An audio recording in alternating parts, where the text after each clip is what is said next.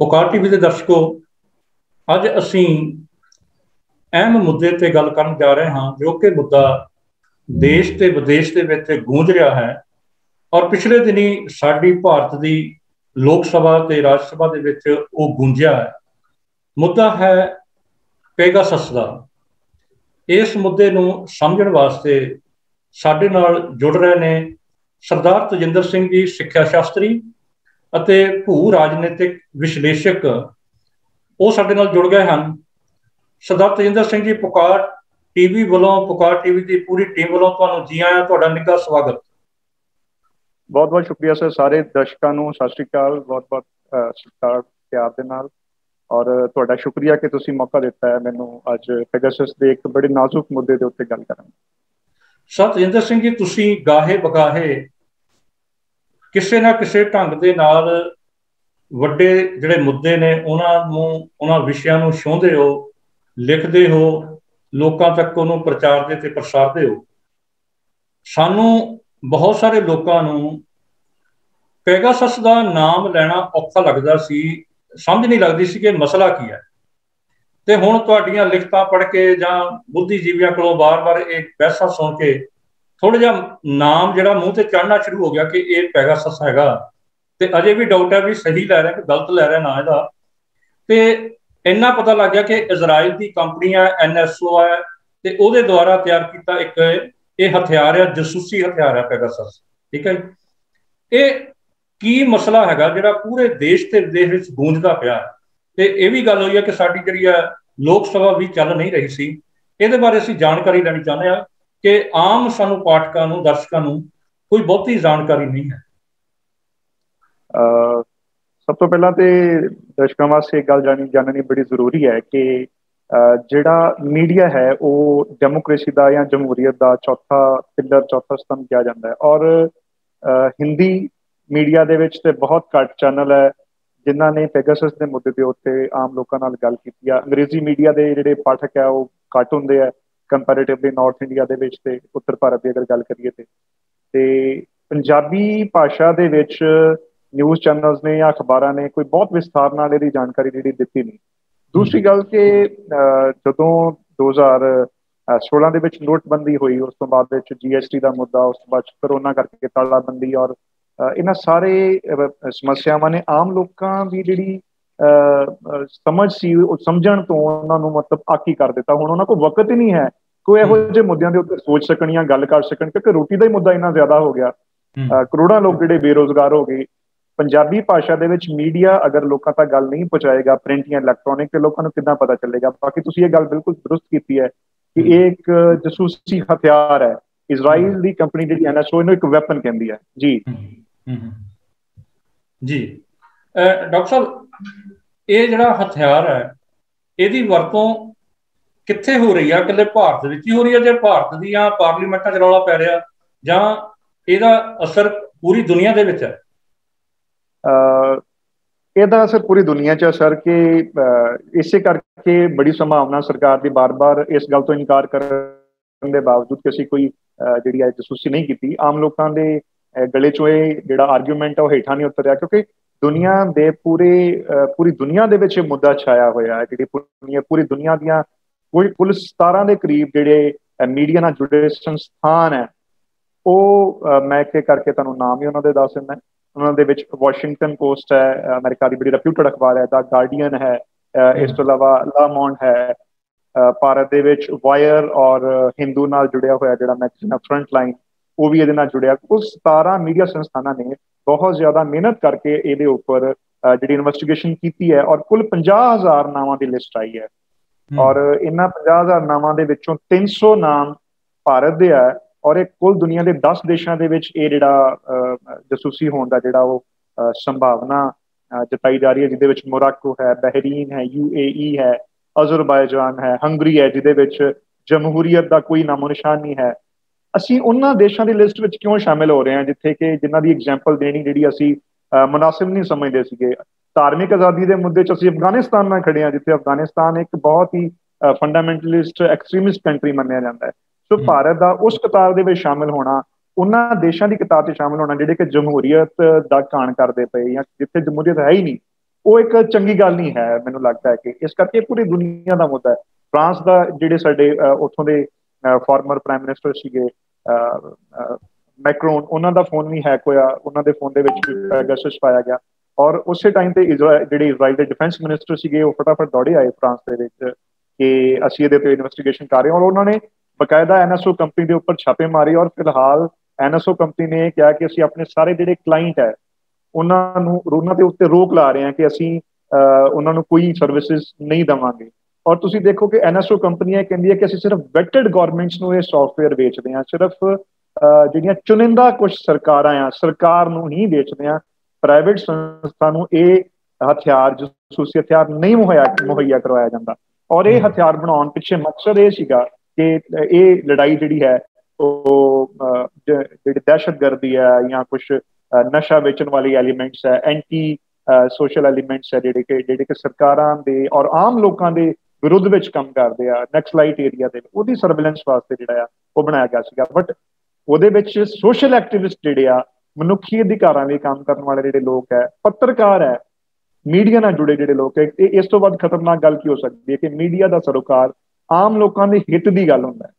Media ਖਬਰਾਂ ਤਾਂ ਪਹੁੰਚਾਉਂਦਾ ਕਿਉਂਕਿ ਉਹਦੇ ਵਿੱਚ ਆਮ ਲੋਕਾਂ ਦੀ ਜਿਹੜੀ ਸਵਾਲ ਹੈ ਉਹ ਜੁੜੇ ਆ, ਤੇ ਜੇ ਉਹੀ ਅੰਡਰ ਥ੍ਰੈਟ ਹੋਏਗਾ ਤੇ ਫਿਰ ਮੈਨੂੰ ਲੱਗਦਾ ਕਿ ਜਮਹੂਰੀਅਤ ਕਿੱਥੇ ਰਹਿ ਜਾਏਗੀ। ਜੀ ਸਰਦਾਰ ਤੇਜਿੰਦਰ ਸਿੰਘ ਜੀ, ਇਹਦਾ ਮਕਸਦ ਤਾਂ ਇਹ ਹੋਇਆ ਕਿ ਇਹ ਜਿਹੜਾ ਹਥਿਆਰ ਜਸੂਸੀ ਹਥਿਆਰ ਹੈ ਇਹ ਆਪਣੀ ਸਿਕਿਉਰਿਟੀ ਲਈ ਹੀ ਬਣਿਆ ਸੀ ਕਿ ਜੇ ਕੋਈ ਅੱਤਵਾਦੀ ਨੇ ਜਾਂ ਕੋਈ ਸਮਗਲਰ ਨੇ ਜਾਂ ਕੋਈ ਵੀ ਦੇਸ਼ ਵਿਰੋਧੀ ਲੋਕ ਨੇ ਉਹਨਾਂ ਦੀ ਜਸੂਸੀ ਕੀਤੀ ਜਾ ਸਕੇ। ਤੇ ਇਹਦਾ ਮਤਲਬ ਇਹ ਕਿ ਇਹ ਹਥਿਆਰ ਸਰਕਾਰੀ ਤੰਤਰ ਦਾ ਹਿੱਸਾ ਬਣ ਕੇ ਜਮਹੂਰੀਅਤ ਦਾ ਘਾਣ ਕਰਨ ਲੱਗ ਗਿਆ। ਦੇਖੋ, ਸਭ ਤੋਂ ਪਹਿਲਾਂ ਤੇ ਜਿਸ ਤੱਕ ਜਸੂਸੀ ਦਾ ਤਾਲਕ ਹੈ ਤੇ ਜਦੋਂ ਅਸੀਂ ਚਾਣਕਿਆ ਨੀਤੀ ਪੜ੍ਹਦੇ ਹਾਂ ਜਾਂ ਮਹਾਭਾਰਤ ਦੇ ਵਿੱਚ ਵਿਦੁਰ ਨੀਤੀ ਦੇਖਦੇ ਹਾਂ, ਜਦੋਂ ਇਤਿਹਾਸ ਤੋਂ ਹੀ ਇਹ ਸਾਰਾ ਕੁਝ ਹੋ ਰਿਹਾ ਹੈ, ਹਿਸਟੋਰੀਕਲੀ ਕਰੀ ਜਾਂ ਮੈਥੋਲੋਜੀਕਲ ਜਿਹੜੇ ਸਾਡੇ ਸਕ੍ਰਿਪਚਰਸ ਹੈਗੇ ਆ, ਉਹਦੇ ਵਿੱਚ ਤੁਸੀਂ ਦੇਖੋ ਕਿ ਜਦੋਂ ਲਾਕਸ਼ਾ ਗ੍ਰਹਿ ਦੇ ਵਿੱਚ ਪਾਂਡਵਾਂ ਨੂੰ ਸਾੜਨ ਦੀ ਵਾਰੀ ਆਈ ਤਾਂ ਉਸ ਟਾਈਮ ਦੇ ਉੱਪਰ ਇੱਕ ਜਸੂਸ ਨੇ ਜਾ ਕੇ ਵਿਦੁਰ ਨੂੰ ਇਹ ਖਬਰ ਦਿੱਤੀ ਕਿ ਇਸ ਤਰ੍ਹਾਂ ਕਰਕੇ ਜਿਹੜੇ ਕੌਰਵ ਹੈ ਕੋਈ ਲਾਕਸ਼ਾ ਗ੍ਰਹਿ ਬਣਾ ਰਿਹਾ ਕਿ ਜਿੱਥੇ ਜਿਹੜਾ ਉਹ ਸਾੜਿਆ ਜਾਏਗਾ। ਭਾਰਤ ਦੇ ਵਿੱਚ ਅੰਗਰੇਜ਼ਾਂ ਦੇ ਆਉਣ ਤੋਂ ਪਹਿਲਾਂ ਕੁੱਲ 6 ਇੱਧਰ ਉੱਧਰ ਘੁੰਮਣਾ ਹੁੰਦਾ ਸੀ ਇੱਕ ਜਗ੍ਹਾ ਤੋਂ ਦੂਸਰੀ ਜਗ੍ਹਾ ਦੇ ਉੱਪਰ, ਤਾਂ ਕੁੱਲ ਤਾਦਾਦ 6 ਕਰੋੜ ਸੀ। ਅੰਗਰੇਜ਼ ਬੜੇ ਇਸ ਗੱਲ ਤੋਂ ਹੈਰਾਨ ਸੀ ਕਿ ਸਾਡੀਆਂ ਨੀਤੀਆਂ ਦੀ ਖਬਰ ਭਾਰਤ ਦੇ ਜੰਗਲੀ ਰਿਮੋਟ ਏਰੀਆਸ ਤੱਕ ਕਿੱਦਾਂ ਪਹੁੰਚ ਜਾਂਦੀ ਹੈ। ਉਹਦਾ ਕਾਰਨ ਇਹ ਸੀਗਾ ਕਿ ਇੱਕ ਮੰਤਰੂ ਜਿਹੜੇ ਹੁੰਦੇ ਸੀ ਨੋਮੈਡਸ, ਉਹ ਇੱਕ ਜਗ੍ਹਾ ਤੋਂ ਦੂਜੀ ਜਗ੍ਹਾ ਖਬਰ ਪਹੁੰਚਾਉਂਦੇ ਸੀਗੇ। ਚਾਣਕਿਆ ਦੇ ਟਾਈਮ ਦੇ ਵੀ ਜਸੂਸੀ ਹੁੰਦੀ ਰਹੀ, ਮੁਗਲਾਂ ਦੇ ਕਾਲ ਦੇ ਵਿੱਚ ਵੀ ਜਸੂਸੀ ਹੁੰਦੀ ਰਹੀ।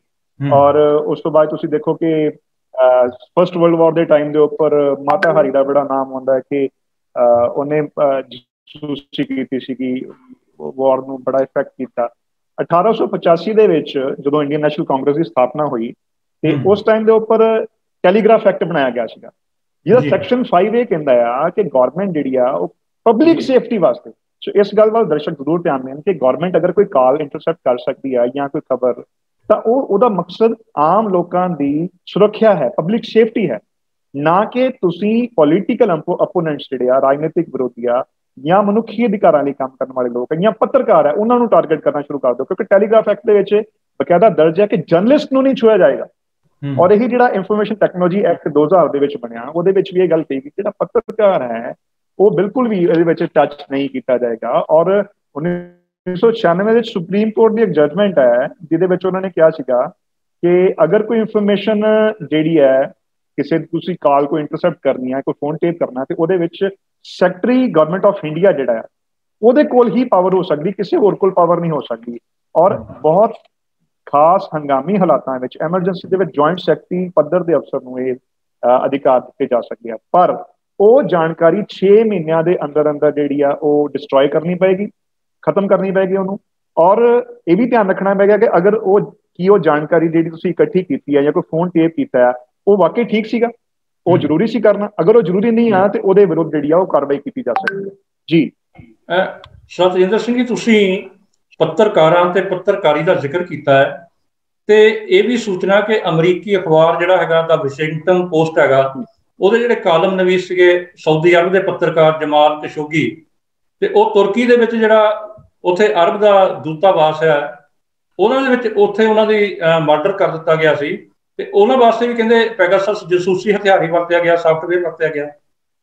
ਤੁਸੀਂ ਬਿਲਕੁਲ ਦਰੁਸਤ ਫਰਮਾ ਰਹੇ ਹੋ। ਜਮਾਲ ਖਸ਼ੋਗੀ ਸਾਊਦੀ ਅਰਬ ਦੇ ਜਿਹੜੇ ਪੱਤਰਕਾਰ ਸੀਗੇ, ਉਹਨਾਂ ਨੂੰ ਤੁਰਕੀ ਦੇ ਵਿੱਚ ਸਾਊਦੀ ਐਮਬੈਸੀ ਦੇ ਵਿੱਚ ਜਾ ਕੇ ਜਿਹੜਾ ਆ ਉਹਨਾਂ ਦਾ ਮਰਡਰ ਕੀਤਾ ਗਿਆ। ਇਸੇ ਤਰ੍ਹਾਂ ਕਾਸਿਮ ਸੁਲੇਮਾਨੀ ਈਰਾਨ ਦੇ ਜਰਨੈਲ ਸੀਗੇ, ਉਹਨਾਂ ਨੂੰ ਵੀ ਜਿਹੜਾ ਉਹ ਮਾਰਿਆ ਗਿਆ ਪੈਗਾਸਸ ਦੇ ਹਥਿਆਰ ਦੇ ਨਾਲ। ਜਿਹੜੀ ਜਮਾਲ ਖਸ਼ੋਗੀ ਦੀ ਜਿਹੜੀ ਗਰਲਫ੍ਰੈਂਡ ਸੀ, ਉਹਨੇ ਹੁਣ ਕੇਸ ਕੀਤਾ ਹੋਇਆ ਹੈ NSO ਕੰਪਨੀ ਦੇ ਖਿਲਾਫ ਕਿ ਉਹ ਇਸ ਦੀ ਇਨਵੈਸਟੀਗੇਸ਼ਨ ਜਿਹੜੀ ਆ ਉਹ ਪ੍ਰੋਪਰ ਕੀਤੀ ਜਾਵੇ ਕਿ ਇਹ ਸਾਰਾ ਕੁਝ ਕਿਉਂ ਕੀਤਾ ਗਿਆ। ਤੇ ਤੁਸੀਂ ਦਰੁਸਤ ਫਰਮਾ ਰਹੇ ਹੋ। ਮੋਰਾਕੋ ਦੇ ਵਿੱਚ ਵੀ ਇੱਕ ਐਕਟਿਵਿਸਟ ਸੀਗੇ ਜਿਹੜੇ ਨਸ਼ਿਆਂ ਦੇ ਵਿਰੁੱਧ ਖਬਰ ਇਕੱਠੀ ਕਰ ਰਹੇ ਸੀਗੇ, ਉਹਨਾਂ ਦਾ ਵੀ ਮਰਡਰ ਪੈਗਾਸਸ ਸਾਫਟਵੇਅਰ ਦੀ ਮਦਦ ਨਾਲ ਕੀਤਾ ਗਿਆ। ਸੋ ਇਹ ਇੱਕ ਸਾਫਟਵੇਅਰ ਇਸ ਤਰ੍ਹਾਂ ਦਾ ਹੈ, ਮੈਂ ਦਰਸ਼ਕਾਂ ਨੂੰ ਥੋੜਾ ਜਿਹਾ ਇਹਦੇ ਬਾਰੇ ਦੱਸ ਦਿਆਂ ਕਿ ਇਹ ਜ਼ੀਰੋ ਕਲਿੱਕ ਟੈਕਨੋਲੋਜੀ ਹੈ। ਪਹਿਲਾਂ ਤੇ 2017 ਵਿੱਚ ਜਦੋਂ ਇਹ ਮੁੱਦਾ ਜਿਹੜਾ ਆਇਆ ਸਾਹਮਣੇ, 2017 ਤੋਂ ਜਿਹੜੀ ਕੰਪਨੀ ਆ ਫੋਰਬਿਡਨ ਸਟੋਰੀਜ਼ ਫਰਾਂਸ ਦੀ ਇੱਕ ਨਾਨ ਪ੍ਰੋਫਿਟ ਆਰਗੇਨਾਈਜੇਸ਼ਨ ਇਹ ਤੇ ਕੰਮ ਕਰ ਰਹੀ ਹੈ, ਤੇ ਉਹਨੇ ਜਦੋਂ ਇਹ ਸਾਰਾ ਕੁਝ ਮੁੱਦਾ ਜਿਹੜਾ ਸਾਹਮਣੇ ਲੈ ਕੇ ਆਂਦਾ ਸੀਗਾ, ਤਾਂ ਇਹ ਕਿਹਾ ਗਿਆ ਸੀਗਾ ਕਿ ਜਦੋਂ ਤੁਹਾਡੇ ਫੋਨ ਦੇ ਉੱਪਰ ਜਾਂ ਈਮੇਲ ਦੇ ਉੱਪਰ ਕੋਈ ਮੈਸੇਜ ਆਉਂਦਾ ਹੈ, ਹੁਣ ਮੈਸੇਜ ਕਿੱਦਾਂ ਆਏਗਾ? ਮੈਸੇਜ ਆਏਗਾ ਤੁਹਾਡਾ ਕੋਈ ਬਹੁਤ ਜਾਣਨ ਵਾਲਾ ਹੈ, ਤੁਹਾਡਾ ਕੋਈ ਰਿਸ਼ਤੇਦਾਰ, ਭੈਣ ਭਰਾ ਜਿਹਦਾ ਮੈਸੇਜ ਹਰ ਰੋਜ਼ ਆਉਂਦਾ ਹੈ, ਤੁਸੀਂ ਉਹਨੂੰ ਕਲਿੱਕ ਕਰ ਦਿਓ, ਉਹਦੇ ਨਾਮ ਤੋਂ ਮੈਸੇਜ ਆਏਗਾ, ਔਰ ਜਿੱਦਾਂ ਤੁਸੀਂ ਕਲਿੱਕ ਕਰੋਗੇ ਉਹ ਵਾਇਰਸ ਤੁਹਾਡੇ ਲੈਪਟਾਪ ਜਾਂ ਫੋਨ ਦੇ ਵਿੱਚ ਆ ਜਾਏਗਾ ਜੀ। ਔਰ ਟੈਕਨੋਲੋਜੀ ਸਮੇਂ ਦੇ ਨਾਲ ਨਾਲ ਬਦਲਦੀ ਰਹਿੰਦੀ ਆ। ਹੁਣ ਤੇ ਇਸ ਤਰ੍ਹਾਂ ਦਾ ਸਿਸਟਮ ਆ ਗਿਆ ਕਿ ਕਾਲ ਤੇ ਤੁਹਾਨੂੰ ਕਲਿੱਕ ਕਰਨ ਦੀ ਜ਼ਰੂਰਤ ਵੀ ਨਹੀਂ, ਮੈਸੇਜ ਤੇ ਕਲਿੱਕ ਕਰਨ ਦੀ ਵੀ ਜ਼ਰੂਰਤ ਨਹੀਂ, ਤੁਸੀਂ ਤੁਹਾਡੇ ਫੋਨ ਦੇ ਉੱਪਰ ਇੱਕ ਮਿਸ ਕਾਲ ਮਾਰੀ ਜਾਏਗੀ ਔਰ ਉਹ ਜਿਹੜਾ ਵਾਇਰਸ ਹੈ ਉਹ ਤੁਹਾਡੇ ਫੋਨ ਦੇ ਅੰਦਰ ਐਂਟਰ ਕਰ ਜਾਏਗਾ, ਤੁਹਾਨੂੰ ਪਤਾ ਵੀ ਨਹੀਂ ਲੱਗਣਾ। ਔਰ ਉਹ ਵਾਇਰਸ ਜਿਹੜਾ ਕਦੀ ਵੀ ਤੁਹਾਡੇ ਫੋਨ ਦੇ ਵਿੱਚੋਂ ਬਾਹਰ ਜਾ ਸਕਦਾ ਆਪਣੀ ਮਰਜ਼ੀ ਨਾਲ। ਹੁਣ ਇਹ ਪੈਗਾਸਸ ਕੀ ਕਰਦਾ ਹਥਿਆਰ? ਪਹਿਲਾਂ ਤੇ ਵੈਪਨ ਹੈ, ਇਹਨੂੰ ਖਰੀਦਣ ਵਾਸਤੇ ਇੱਕ ਆਮ ਲਾਇਸੈਂਸ ਚਾਹੀਦਾ ਸਰਕਾਰ ਨੂੰ, ਹਥਿਆਰ ਖਰੀਦਣ ਦਾ ਲਾਇਸੈਂਸ ਚਾਹੀਦਾ, ਤਾਂ ਤੁਸੀਂ ਉਹ ਸਾਫਟਵੇਅਰ ਖਰੀਦ ਸਕਦੇ ਹੋ। ਕੋਈ ਪ੍ਰਾਈਵੇਟ ਐਂਟੀਟੀ ਜਾਂ ਕਾਰਪੋਰੇਟ ਇਹ ਸਾਫਟਵੇਅਰ ਨਹੀਂ ਖਰੀਦ ਸਕਦਾ। ਇੱਕ ਬੰਦੇ ਦੀ ਜਸੂਸੀ ਕਰਨ ਦਾ ਖਰਚਾ 1.5 ਕਰੋੜ ਦੇ ਆਸ-ਪਾਸ ਹੈ, ਔਰ ਇੰਨਾ ਖਰਚਾ ਕੋਈ ਪ੍ਰਾਈਵੇਟ ਆਰਗੇਨਾਈਜੇਸ਼ਨ ਕਿਉਂ ਕਰੇਗੀ? ਅਗਰ ਕਰ ਰਹੀ ਆ, ਅਗਰ ਗਵਰਨਮੈਂਟ ਇਹ ਕਹਿੰਦੀ ਆ ਕਿ ਨਹੀਂ ਅਸੀਂ ਤੇ ਇਹ ਸਾਫਟਵੇਅਰ ਬਿਲਕੁਲ ਖਰੀਦਿਆ ਹੀ ਨਹੀਂ, ਅਗਰ ਨਾ ਕਰ ਦਿਆ ਫਿਰ ਤੇ ਰਾਸ਼ਟਰੀ ਸੁਰੱਖਿਆ ਦਾ ਮੁੱਦਾ, ਫਿਰ ਕਿੰਨੇ ਖਰੀਦੇ, ਇਹਨੇ ਪੈਸੇ ਕਿਉਂ ਖਰਚੇ, ਕਿੰਨੇ ਖਰਚੇ, ਉਹਦਾ ਕੀ ਮਕਸਦ ਸੀਗਾ ਉਹਦੇ ਪਿੱਛੇ। ਸੋ ਇਹ ਕੀ ਕਰਦਾ ਹੈ ਕਿ ਜਦੋਂ ਤੁਹਾਡੇ ਫੋਨ 'ਚ ਐਂਟਰ ਕਰ ਗਿਆ ਤੇ ਤੁਹਾਨੂੰ ਨਹੀਂ ਪਤਾ ਲੱਗਣਾ ਹੈ, ਤੁਹਾਡੇ ਸਾਰੇ ਮੈਸੇजेस ਜਿਹੜੇ ਟੈਕਸਟ ਮੈਸੇजेस ਪੜ੍ਹ ਸਕਦਾ ਹੈ, WhatsApp ਮੈਸੇजेस ਪੜ੍ਹ ਸਕਦਾ ਹੈ। ਤੁਸੀਂ ਅਗਰ ਕਾਲ ਕਰਦੇ ਹੋ ਨਾਰਮਲ, ਤੇ ਤੁਸੀਂ ਅਕਸਰ ਇਹਦੀ ਪ੍ਰਾਈਵੇਟ ਗੱਲ ਕਰਨੀ, ਤੁਸੀਂ WhatsApp ਤੇ ਕਾਲ ਕਰਦੇ ਹੋ ਤੇ ਇਹ WhatsApp ਕਾਲ ਵੀ ਇੰਟਰਸੈਪਟ ਕਰ ਸਕਦਾ ਹੈ, ਠੀਕ ਹੈ, ਕਿਉਂਕਿ ਐਂਡ ਟੂ ਐਂਡ ਇਨਕ੍ਰਿਪਸ਼ਨ ਵੀ ਜਿਹੜੀ ਇਹਦੇ ਲਈ ਕੋਈ ਮਾਇਨੇ ਨਹੀਂ ਰੱਖਦੀ ਹੈ। ਉਸ ਤੋਂ ਬਾਅਦ ਤੁਹਾਡੀਆਂ ਈਮੇਲਸ, ਤੁਹਾਡੇ ਪਾਸਵਰਡ, ਤੁਹਾਡੀ ਨੈਟ ਬੈਂਕਿੰਗ ਦੇ ਪਾਸਵਰਡ ਹਰ ਇੱਕ ਬੰਦੇ ਦੇ ਜਿਹੜੇ ਫੋਨ ਦੇ ਵਿੱਚ ਮੌਜੂਦ ਹੁੰਦੇ ਆ। ਫੋਨ ਸਾਡੀ ਪ੍ਰੋਫੈਸ਼ਨਲ ਔਰ ਪਰਸਨਲ ਲਾਈਫ ਦਾ ਇੱਕ ਅਹਿਮ ਹਿੱਸਾ ਹੈ, ਬਣ ਗਿਆ ਕਿ ਸਾਡਾ ਗੁਜ਼ਾਰਾ ਨਹੀਂ ਹੈ। ਅਸੀਂ ਜਿਹੜੀ ਵੀ ਨੌਕਰੀ ਕਰਦੇ ਹਾਂ, ਜਿਹੜਾ ਬਿਜ਼ਨਸ ਕਰ ਰਹੇ ਹਾਂ, ਉਹਦੇ ਵਿੱਚ ਸਾਨੂੰ WhatsApp ਗਰੁੱਪ ਬਣਿਆ, ਸਾਨੂੰ ਕੋਈ ਸੰਦੇਸ਼ ਭੇਜਣੇ ਪੈਂਦੇ, ਸਾਡੇ ਕੋਲ ਕੁਝ ਮੈਸੇਜ ਆਉਂਦੇ ਆ, ਈਮੇਲਸ ਆਉਂਦੀਆਂ ਵਾ, ਔਰ ਇਹ ਸਾਡੇ ਨਾਲ ਨਾਲ ਚੱਲਦਾ ਹੈ। ਕਈ ਲੋਕ ਤੇ ਇਦਾਂ ਦੇ ਵੀ ਆ ਜਿਹੜੇ ਨਹਾਉਣ ਲੱਗਿਆ ਵੀ ਬਾਥਰੂਮ 'ਚ ਆਪਣਾ ਫੋਨ ਜਿਹੜਾ ਨਾਲ ਰੱਖਦੇ ਆ। ਔਰ ਇਹ ਸਾਫਟਵੇਅਰ ਜਿਹੜਾ ਹਥਿਆਰ ਹੈ, ਇਹ ਤੁਹਾਡਾ ਫੋਨ ਅਗਰ ਸਵਿਚ ਆਫ ਹੈ ਉਹਨੂੰ ਔਨ ਕਰ ਸਕਦੇ, ਔਨ ਕਰਕੇ ਇਹ ਤੁਹਾਡੀ ਵੀਡੀਓ ਰਿਕਾਰਡਿੰਗ ਕਰ ਸਕਦਾ, ਤੁਹਾਡੀ ਇਹਦਾ ਮਾਈਕ੍ਰੋਫੋਨ ਔਨ ਕਰਕੇ ਤੁਹਾਡੀਆਂ ਗੱਲਾਂ ਰਿਕਾਰਡ ਕੀਤੀਆਂ ਜਾ ਸਕਦੀਆਂ, ਤੁਹਾਡੀਆਂ ਫੋਟੋਗ੍ਰਾਫਸ, ਤੁਹਾਡੀਆਂ ਵੀਡੀਓਜ਼, ਕੁਛ ਵੀ, ਸਾਰਾ ਫੋਨ ਉਹਦੇ ਉੱਪਰ ਪੂਰਾ ਕਬਜ਼ਾ ਹੈ। ਇੱਕ ਟਾਵਰ ਬਣਾ ਲੈਂਦਾ ਆ, ਰੋਕ ਟਾਵਰਸ ਜਾਂ ਬਦਮਾਸ਼ ਟਾਵਰ ਕਹਿ ਲਓ ਪੰਜਾਬੀ ਦੇ ਵਿੱਚ, ਉਹ ਟਾਵਰ ਦੇ ਵਿੱਚ ਸਾਰੀ ਉਹ ਜਾਣਕਾਰੀ ਇਕੱਠੀ ਕਰੀ ਜਾਂਦਾ ਹੈ, ਉਹ ਤੁਹਾਡੇ ਵਿਰੁੱਧ ਕਦੀ ਵੀ ਇਸਤੇਮਾਲ ਕੀਤੀ ਜਾ ਸਕਦੀ ਹੈ। ਔਰ ਤੁਸੀਂ ਦੇਖੋ ਪੋਲੀਟੀਕਲ ਅਪੋਨੈਂਟਸ ਦੇ ਵਿੱਚ ਕਿੰਨੇ ਲੋਕ ਹੈ, ਜਿਹੜੇ ਪੱਤਰਕਾਰ ਹੈ, MK ਬੇਣੂਆ, ਸਿਧਾਰਥ ਵਰਜਰਾਧਨ ਹੈ, ਪ੍ਰੰਜੇ ਗੁਹਾ ਠਾਕੁਰ, ਤਾਂ ਇੰਨੇ ਮਸ਼ਹੂਰ ਇਕੋਨੋਮਿਸਟ, ਕਈ ਕਿਤਾਬਾਂ ਉਹਨਾਂ ਨੇ ਲਿਖੀਆਂ ਕਿ ਕਾਰਪੋਰੇਟਸ ਕਿਸ ਤਰ੍ਹਾਂ ਦੇਸ਼ ਦਾ ਜਿਹੜਾ ਉਹ ਕਾਂਡ ਕਰ ਰਿਹਾ, ਬੇੜਾ ਗਰਕ ਕਰ ਰਿਹਾ। ਰੋਹਿਣੀ ਸਿੰਘ ਹੈ ਵਾਇਰ ਦੀ, ਵਿਜੇਤਾ ਸਿੰਘ ਹੈ ਹਿੰਦੂ ਨਿਊਜ਼ਪੇਪਰ ਦੇ। ਔਰ ਇਸ ਤੋਂ ਇਲਾਵਾ ਤੁਸੀਂ ਦੇਖੋ, ਜੋ ਮੇਰਾ ਇਹ ਮੰਨਣਾ ਹੈ ਕਿ ਜਦੋਂ ਤੋਂ ਜਿਹੜੀ ਲਿਬਰਲਾਈਜੇਸ਼ਨ ਜਾਂ ਗਲੋਬਲਾਈਜੇਸ਼ਨ ਜਾਂ ਪ੍ਰਾਈਵੇਟਾਈਜੇਸ਼ਨ ਸ਼ੁਰੂ ਹੋਈ 1990-91 ਤੋਂ ਬਾਅਦ, ਉਸ ਦੌਰ ਤੋਂ ਬਾਅਦ ਜਿਹੜੇ ਕਾਰਪੋਰੇਟ ਘਰਾਣੇ ਸੀਗੇ ਉਹ ਬੜੇ ਜ਼ਿਆਦਾ ਤਾਕਤਵਰ ਹੋ ਗਏ, ਔਰ ਪੋਲੀਟੀਕਲ ਪਾਰਟੀਆਂ ਨੂੰ ਉਹ ਇਫੈਕਟ ਕਰਨ ਲੱਗ ਗਏ। ਉਹ ਪਾਲਿਸੀਜ਼ ਜਿਹੜੀਆਂ ਕਾਰਪੋਰੇਟ ਚਾਹੁੰਦੇ ਆ, ਸਰਕਾਰਾਂ ਉਹ ਪਾਲਿਸੀਜ਼ ਬਣਾਉਂਦੀਆਂ। ਸੋ ਕਿਤੇ ਨਾ ਕਿਤੇ ਇਹਨਾਂ 20 ਸਾਲਾਂ ਦੇ ਵਿੱਚ, 30 ਸਾਲਾਂ ਦੇ ਵਿੱਚ ਰਾਜਨੀਤਿਕ ਪਾਰਟੀਆਂ ਕਿਸੇ ਨਾ ਕਿਸੇ ਤਰੀਕੇ ਨਾਲ ਇਹਨਾਂ ਕਾਰਪੋਰੇਟ ਘਰਾਣਿਆਂ ਦੀਆਂ ਪੂਰੀ ਤਰ੍ਹਾਂ ਨਾਲ ਗੁਲਾਮੀ ਚ ਆ ਚੁੱਕੀਆਂ, ਜਕੜ ਚ ਆ ਚੁੱਕੀਆਂ।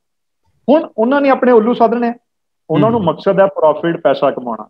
ਆਮ ਲੋਕਾਂ ਦੇ ਅਧਿਕਾਰ, ਆਮ ਲੋਕਾਂ ਦੀਆਂ ਜਿਹੜੀਆਂ ਜ਼ਰੂਰਤਾਂ ਆ, ਰੋਟੀ, ਕੱਪੜਾ, ਮਕਾਨ, ਨੌਕਰੀ, ਉਹਨਾਂ ਨਾਲ ਉਹਨਾਂ ਨੂੰ ਕੋਈ ਸਰੋਕਾਰ ਨਹੀਂ। ਸੋ 800 ਕਰੋੜ 900 ਕਰੋੜ ਪੋਲੀਟੀਕਲ ਪਾਰਟੀਆਂ ਨੂੰ ਜਿਹੜਾ ਉਹ ਦਿੱਤਾ ਜਾਂਦਾ ਆ ਇਸ ਵਕਤ। ਤੇ ਤੁਸੀਂ ਦੇਖੋ ਕਿ ਪੋਲੀਟੀਕਲ ਪਾਰਟੀਆਂ ਜਿੰਨੇ ਵੀ ਇਲੈਕਟੋਰਲ ਬੌਂਡ ਦੇ ਵਿੱਚ ਉਹਨਾਂ ਨੂੰ ਪੈਸੇ ਆਉਂਦੇ ਆ, ਉਹ ਪਬਲਿਕ ਕਰਨ ਦੀ ਕੋਈ ਜ਼ਰੂਰਤ ਹੀ ਨਹੀਂ ਆ। ਸੁਪਰੀਮ ਕੋਰਟ ਦੇ ਵਿੱਚ ਕੇਸ ਚੱਲਦਾ ਪਿਆ ਹੈ ਕਿ ਪੋਲੀਟੀਕਲ ਪਾਰਟੀਆਂ ਨੂੰ ਕਿੰਨੇ ਪੈਸੇ ਕੋਈ ਕਾਰਪੋਰੇਟ ਦੇ ਰਿਹਾ, ਕੋਈ ਪ੍ਰਾਈਵੇਟ ਬੰਦਾ ਦੇ ਰਿਹਾ, ਉਹਦੀ ਜਾਣਕਾਰੀ ਜਿਹੜੀ ਆ ਉਹ ਨਸ਼ਰ ਨਹੀਂ ਕੀਤੀ ਜਾਏਗੀ ਔਰ ਪੋਸ਼ੀਦਾ ਰਹੇਗੀ। ਇਹ ਕਿੰਨੀ ਮਤਲਬ ਇੱਕ ਜਮਹੂਰੀਅਤ ਵਾਸਤੇ ਘਾਤਕ ਗੱਲ ਹੈ, ਮਾੜੀ ਗੱਲ ਹੈ। ਔਰ ਇਸ ਵਕਤ ਜੋ ਮੌਜੂਦਾ ਦੌਰ ਦੇ ਵਿੱਚ ਹੁਣ ਕੁਝ ਇਸ ਤਰ੍ਹਾਂ ਦੀਆਂ ਡਿਵੈਲਪਮੈਂਟਸ ਹੋ ਰਹੀਆਂ ਆ, ਇਹ ਜਿਹੜਾ ਪੈਗਾਸਸ ਦਾ ਵੀ ਮੁੱਦਾ ਅਗਰ ਸਾਹਮਣੇ ਆਇਆ ਆ ਤਾਂ ਇਸ ਕਰਕੇ ਆਇਆ ਹੈ ਕਿ ਅੰਦਰੋਂ ਹੀ ਕੁਝ ਪੈਗਾਸਸ ਦੇ ਮੁੱਦੇ ਦੇ ਉੱਪਰ ਕੁਝ ਇਸ ਤਰ੍ਹਾਂ ਦੇ ਲੋਕ ਹੋਣਗੇ ਜਿਹੜੇ ਚਾਹੁੰਦੇ ਹੋਣਗੇ ਕਿ ਇਹ ਜਿਹੜੀ 50,000 ਨਾਵਾਂ ਦੀ ਲਿਸਟ ਹੈ ਬਾਹਰ ਆਵੇ। ਜਿਸ ਤਰ੍ਹਾਂ ਫੋਰ ਐਗਜ਼ਾਮਪਲ ਰਾਮ ਮੰਦਿਰ ਦਾ ਮੁੱਦਾ ਸੀਗਾ, ਰਾਮ ਮੰਦਿਰ ਦੇ ਵਿੱਚ 2 ਕਰੋੜ ਦੀ ਜ਼ਮੀਨ ਟਰਸਟੀਆਂ ਨੇ ਖਰੀਦ ਕੇ ਤੇ 18 ਕਰੋੜ ਰੁਪਏ ਦੇ ਵਿੱਚ ਵੇਚੀ, 5 ਕਰੋੜ ਦੀ ਜ਼ਮੀਨ ਖਰੀਦ ਕੇ 11 ਕਰੋੜ ਰੁਪਏ ਦੇ ਵਿੱਚ ਵੇਚੀ, ਔਰ ਉਹ ਖਬਰ ਜਿਹੜੀ ਬਾਹਰ ਆ ਗਈ। ਸੰਜੇ ਸਿੰਘ ਆਮ ਆਦਮੀ ਪਾਰਟੀ ਦੇ ਜਿਹੜੇ ਸੰਸਦ ਹੈ, MP ਹੈ, ਉਹਨਾਂ ਨੇ ਵੀ ਇਹ ਜਾਣਕਾਰੀ ਜਿਹੜੀ ਉਹ ਪ੍ਰੈਸ ਕਾਨਫਰੰਸ ਕਰਕੇ ਮੀਡੀਆ ਨਾਲ ਸਾਂਝੀ ਕੀਤੀ। ਹੁਣ ਇਹ ਕਿਸੇ ਨਾ ਕਿਸੇ ਨੇ ਜਾਣਕਾਰੀ ਲੀਕ ਕੀਤੀ ਹੈ। ਸੋ ਪੋਜ਼ਿਟਿਵ, ਮੈਂ ਬੜਾ ਪੋਜ਼ਿਟਿਵ ਹੋ ਕੇ ਸੋਚਦਾ ਹਾਂ ਕਿ ਹੋ ਸਕਦਾ ਹੈ ਕਿ ਆਉਣ ਵਾਲੇ ਸਮੇਂ ਦੇ ਵਿੱਚ ਬੜੀ ਜਲਦੀ ਇਹ ਜਿਹੜੀ ਰਿਪੋਰਟ ਸਾਹਮਣੇ ਆਏਗੀ ਕਿ ਕਿਹਨਾਂ ਨੇ, ਕਿਹੜੀਆਂ ਸਰਕਾਰਾਂ ਨੇ ਖਰੀਦਿਆ ਔਰ ਉਹਦਾ ਕੀ ਜਿਹੜਾ ਉਹਨਾਂ ਦੇ ਪਿੱਛੇ ਮਕਸਦ ਸੀਗਾ। ਇਹ ਬੜਾ ਜ਼ਰੂਰੀ ਆ। ਇੱਕ ਹੋਰ ਗੱਲ ਬੜੀ ਸਮਝਣੀ ਆਮ ਦਰਸ਼ਕਾਂ ਵਾਸਤੇ ਜ਼ਰੂਰੀ ਆ। ਆਮ ਦਰਸ਼ਕ ਇਹ ਸੋਚਣਗੇ ਕਿ ਇਹ ਪੱਤਰਕਾਰਾਂ ਦੇ ਫੋਨ ਹੈਕ ਹੋਏ ਆ, ਪੋਲੀਟੀਕਲ ਪਾਰਟੀਆਂ ਦੇ ਫੋਨ ਹੈਕ ਹੋਏ ਆ, ਸਾਨੂੰ ਕੀ ਲੈਣਾ ਦੇਣਾ। ਪਿਆਰੇ ਦਰਸ਼ਕੋ, ਇੱਕ ਗੱਲ ਨੂੰ ਸਮਝੋ ਕਿ ਕੋਈ ਵੀ ਟੈਕਨੋਲੋਜੀ ਸਮੇਂ ਦੇ ਨਾਲ ਹੌਲੀ ਹੌਲੀ ਜਿੱਦਾਂ ਫੈਲਦੀ ਆ ਉਹ ਸਸਤੀ ਵੀ ਹੁੰਦੀ, ਉਹਦੇ ਰੇਟ ਘੱਟ ਹੁੰਦੇ। ਜਿਹੜੀ ਕਾਲ ਕਿਸੇ ਟਾਈਮ ਦੇ ਉੱਪਰ ਇਨਕਮਿੰਗ ਕਾਲ ਵੀ 7, 8, 10 ਰੁਪਏ ਦੀ ਪੈਂਦੀ ਸੀ, ਅੱਜ ਉਹ ਫ੍ਰੀ ਹੈ। ਜਿਹੜੀ ਕਾਲ ਕਿਸੇ ਜ਼ਮਾਨੇ ਦੇ ਵਿੱਚ 3, 4 ਰੁਪਏ, 5 ਰੁਪਏ ਕਾਲ ਹੁੰਦੀ ਸੀ, ਅੱਜ ਉਹ ਕੁਝ ਪੈਸੇ ਰਹਿ ਗਈ। ਟੈਕਨੋਲੋਜੀ ਜਿੱਦਾਂ ਜਿੱਦਾਂ ਸਸਤੀ ਹੋਏਗੀ, ਅੱਜ 300 ਬੰਦੇ ਟਾਰਗੇਟ ਹੋਏ ਆ, ਕੱਲ 30 ਕਰੋੜ ਬੰਦੇ ਟਾਰਗੇਟ ਹੋ ਸਕਦੇ ਆ। ਦੂਸਰੀ ਗੱਲ, ਪੱਤਰਕਾਰਾਂ ਦਾ ਕੀ ਮਕਸਦ ਹੈ? ਉਹਨਾਂ ਦੀ ਪਰਸਨਲ ਲਾਈਫ ਨਹੀਂ, ਉਹ ਵੀ ਇਨਸਾਨ ਹੈ।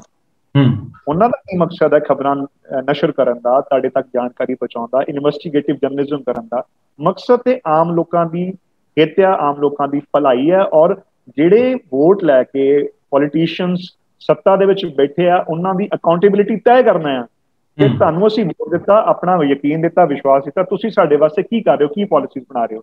ਅਗਰ ਉਹਨਾਂ ਦੇ ਫੋਨ ਹੈਕ ਹੋ ਜਾਣਗੇ ਤੇ ਪੂਰੇ ਦੇਸ਼ ਦੇ ਵਿੱਚ ਇਸ ਟਾਈਮ ਤੇ ਡਰ ਦਾ ਮਾਹੌਲ ਹੈ ਕਿ ਕੋਈ ਵੀ ਬੰਦਾ ਜਿਹੜਾ ਆ, ਕੋਈ ਵਿਰੋਧੀ ਪਾਰਟੀ, ਕੋਈ ਵਿਰੋਧੀ ਧਿਰ ਦਾ ਨੇਤਾ ਜਿਹੜਾ ਉਹ ਗੱਲ ਨਹੀਂ ਕਰ ਰਿਹਾ ਖੁੱਲ ਕੇ, ਆਮ ਬੰਦਾ ਨਹੀਂ ਜੋੜ ਪਾ ਰਿਹਾ, ਇਸ ਕਰਕੇ ਕਿ ਉਹਨੂੰ ਇਹ ਭਰੋਸਾ ਹੀ ਨਹੀਂ ਹੈ ਕਿ ਪਤਾ ਨਹੀਂ ਮੇਰਾ ਫੋਨ ਜਿਹੜਾ ਉਹ ਜਿਹੜੀ ਉਹਦੇ ਉੱਤੇ ਸਰਵੇਲੈਂਸ ਲੱਗੀ ਹੋਈ ਹੈ, ਇੰਟਰਸੈਪਟ ਹੋ ਰਹੀ ਹੈ। ਸੋ ਇਸ ਕਰਕੇ ਇਹ ਬੜਾ ਘਾਤਕ, ਬੜਾ ਖਤਰਨਾਕ ਹਥਿਆਰ ਹੈ। ਇਹਦਾ ਜਾਣਨਾ ਬੜਾ ਜ਼ਰੂਰੀ ਹੈ ਸਾਰਿਆਂ ਵਾਸਤੇ। ਜੀ ਸਰ। ਸਰਦਾਰ ਸਾਹਿਬ, ਤੁਸੀਂ ਅਗਲੀ ਵੀ ਜਾਣਕਾਰੀ ਦਿਓਗੇ। ਮੈਂ ਤੁਹਾਡਾ ਇਸ ਕਰਕੇ ਧੰਨਵਾਦੀ ਹੋਣਾ ਚਾਹੁੰਦਾ ਕਿ ਮੇਰੇ ਅੰਦਰ ਜਿਹੜਾ ਇੱਕ ਪ੍ਰਸ਼ਨ ਪੈਦਾ ਹੋਇਆ ਸੀ, ਉਹ ਇੱਕ ਤੁਸੀਂ ਅੰਤਰਜਾਮੀ ਦੀ ਤਰ੍ਹਾਂ ਉਹਦਾ ਉੱਤਰ ਦੇ ਦਿੱਤਾ ਜਦੋਂ ਤੁਸੀਂ ਕਿਹਾ ਵੀ ਇਸ ਹਥਿਆਰ ਤੇ ਖਰਚਾ ਬਹੁਤ ਜ਼ਿਆਦਾ, 1.5 ਕਰੋੜ ਦੇ ਉੱਪਰ ਆਉਂਦਾ। ਤੇ ਮੈਨੂੰ ਸੀ ਵੀ ਤੁਹਾਡਾ ਤਾਂ ਮੇਰਾ ਤਾਂ ਮੋਬਾਈਲ ਸੇਫ ਹੈ, ਵੀ ਸਾਡੀ ਕੋਈ ਜਸੂਸੀ ਨਹੀਂ ਹੋਣ ਲੱਗੀ। ਪਰ ਉਹ ਮੇਰੇ ਪ੍ਰਸ਼ਨ ਤੋਂ ਪਹਿਲਾਂ ਤੁਸੀਂ ਉੱਤਰ ਦੇ ਦਿੱਤਾ ਵੀ ਨਹੀਂ, ਜਦੋਂ ਸ਼ਿਕੰਜਾ ਕੱਸਣਾ, ਸਭ ਦੇ ਸ਼ਿਕੰਜਾ ਕੱਸਿਆ ਜਾਣਾ। ਬਿਲਕੁਲ ਬਿਲਕੁਲ।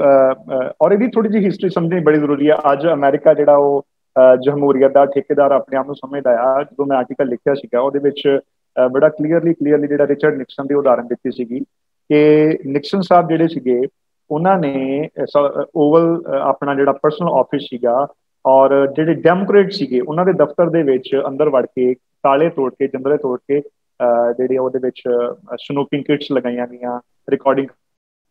ਇਹ ਅਮਰੀਕਾ ਦੀ ਗੱਲ ਹੈ ਜੀ? ਅਮਰੀਕਾ ਦੀ ਵੀਅਤਨਾਮ ਵਾਰ ਹੈ, ਵੀਅਤਨਾਮ ਦੀ ਲੜਾਈ ਹੈ, ਉਹਦੇ ਵਿੱਚ ਜਿਹੜੀ ਆ ਅਮਰੀਕਾ ਦੀ ਬਹੁਤ ਜ਼ਿਆਦਾ ਬੇਇੱਜ਼ਤੀ ਹੋਈ ਸੀ, ਫਜ਼ੀਅਤ ਹੋਈ ਸੀ। ਦੂਸਰਾ, ਪ੍ਰੈਜ਼ੀਡੈਂਟ ਦੁਬਾਰਾ ਬਣਨਾ ਸੈਕਿੰਡ ਟਾਈਮ, ਔਰ ਦੂਸਰਾ ਜਿਹੜਾ ਡੈਮੋਕ੍ਰੇਟ ਤੇ ਰਿਪਬਲਿਕਨ ਚ ਆਪਸ ਚ ਕੰਪੀਟੀਸ਼ਨ ਸੀਗਾ, ਉਹਦੇ ਕਰਕੇ ਨਿਕਸਨ ਸਾਹਿਬ ਇਹ ਚਾਹੁੰਦੇ ਸੀਗੇ ਕਿ ਮੇਰੀ ਕੋਈ ਵਿਰੋਧਤਾ ਨਾ ਕਰੇ, ਜੋ ਮੈਂ ਕਹਿ ਦਿੱਤਾ ਉਹੀ ਸਰਕਾਰ ਹੈ, ਉਹੀ ਸੱਚਾਈ ਹੈ, ਜਿਹੜਾ ਮੇਰੇ ਵਿਰੋਧ ਚ ਬੋਲਦਾ ਉਹਨੂੰ ਦਬਾਇਆ ਜਾਏਗਾ। ਔਰ ਇਹ ਜਿਹੜੇ ਤਾਨਾਸ਼ਾਹ ਨੇਤਾ ਹੁੰਦੇ ਆ ਦੁਨੀਆ ਦੇ ਵਿੱਚ, ਉਹਨਾਂ ਦੇ ਮਨਾਂ ਦੇ ਵਿੱਚ ਇਹ ਖਾਹਿਸ਼ ਹਮੇਸ਼ਾ ਰਹਿੰਦੀ ਹੈ ਕਿ ਅਸੀਂ ਹੀ ਰੂਲ ਕਰੀਏ, ਜੋ ਅਸੀਂ ਕਹਿ ਦਿੱਤਾ ਉਹ ਸੱਚਾਈ ਹੈ, ਅੰਤਿਮ ਸੱਚਾਈ ਹੈ। ਔਰ ਇਸ ਟਾਈਮ ਤੇ ਅਮਰੀਕਾ ਦੀ ਬੇਇੱਜ਼ਤੀ ਵੀ ਹੋ ਰਹੀ ਹੈ, ਕਿਉਂਕਿ ਅਫਗਾਨਿਸਤਾਨ ਦੀ ਹਾਲਤ ਤੁਸੀਂ ਦੇਖ ਲਓ ਕਿ ਅੱਜ ਦੀ ਖਬਰ ਜਿਹੜੀ ਹੈ ਕਿ ਤਾਲਿਬਾਨ ਜਿਹੜਾ ਉਹਨਾਂ ਨੇ ਕਾਬੁਲ ਦੇ ਪ੍ਰੈਜ਼ੀਡੈਂਟ ਹਾਊਸ ਦੇ ਵਿੱਚ ਕਬਜ਼ਾ ਕਰ ਲਿਆ ਹੋਇਆ, ਅੰਦਰ ਐਂਟਰ ਕਰ ਗਿਆ। ਔਰ ਉਹ ਦੌਰ ਆਪਾਂ ਸਾਰਿਆਂ ਨੇ ਦੇਖਿਆ, ਸਾਡੀ ਉਮਰ ਦੇ ਲੋਕਾਂ ਨੇ, ਕਿ ਤਾਲਿਬਾਨ ਉੱਥੇ ਕਿਹੋ ਜਿਹਾ ਸ਼ਾਸਨ ਅਫਗਾਨਿਸਤਾਨ ਦੇ ਵਿੱਚ ਪਾਉਂਦਾ ਸੀਗਾ। ਪਾਕਿਸਤਾਨ ਦੀ ਜਿਹੜੀ ਆਈਐਸਆਈ ਏਜੰਸੀ ਆ ਉਹਨਾਂ ਦੇ ਪੂਰੇ ਹੱਥ ਅੰਦਰ ਮਿਲੇ ਹੋਏ ਸੀਗੇ, ਔਰ ਇਹ ਭਾਰਤ ਦੀ ਸੁਰੱਖਿਆ ਲਈ ਬੜਾ ਵੱਡਾ ਇੱਕ ਖਤਰਾ ਬਣ ਕੇ ਜਿਹੜਾ ਸਾਹਮਣੇ ਆ ਰਿਹਾ। ਇੰਡੀਆ ਨੇ ਜਿੰਨੀ ਵੀ ਇਨਵੈਸਟਮੈਂਟ ਅਫਗਾਨਿਸਤਾਨ 'ਚ ਕੀਤੀ ਆ ਉਹ ਅੰਡਰ ਥ੍ਰੈਟ ਹੈਗੀ ਆ। ਔਰ ਅਸੀਂ ਇੰਡੋ ਅਫਗਾਨਿਸਤਾਨ ਫਰੈਂਡਸ਼ਿਪ ਡੈਮ ਵੀ ਬਣਾਏ, ਹਸਪੀਟਲ ਬਣਾਏ, ਸਕੂਲ ਬਣਾਏ, ਬੜਾ ਕੁਛ ਕੀਤਾ ਤੇ ਉਹ ਸਾਡਾ ਸਾਰਾ ਦਾਅ ਤੇ ਲੱਗ ਗਿਆ। ਔਰ ਅਗਰ ਯਾਦ ਹੋਵੇ ਦਰਸ਼ਕਾਂ ਨੂੰ ਕਿ 1999 ਦੇ ਵਿੱਚ ਜਦੋਂ ਕਾਰਗਿਲ ਵਾਰ ਹੋਈ ਸੀਗੀ, ਸਾਡੀਆਂ ਚੋਟੀਆਂ ਦੇ ਪਾਕਿਸਤਾਨ ਦੇ ਜਿਹੜੇ ਪੁਸ਼ਪੈਕੀ ਇੰਟਰੂਡਰਸ ਆ ਕੇ ਬੈਠ ਗਏ ਸੀਗੇ, ਉਸ ਤੋਂ ਬਾਅਦ ਵਿੱਚ ਜੋ ਵੀ ਸਪੋਰਟ ਕਿਤੋਂ ਨਾ ਕਿਤੋਂ ਦਿੱਤੀ ਗਈ ਉਹਦੇ ਵਿੱਚ ਅਫਗਾਨਿਸਤਾਨ ਦੇ ਤਾਲਿਬਾਨ ਮੁਜਾਹਿਦੀਨ ਦਾ ਵੀ ਸਪੋਰਟ ਜ਼ਰੂਰ ਸੀਗੀ।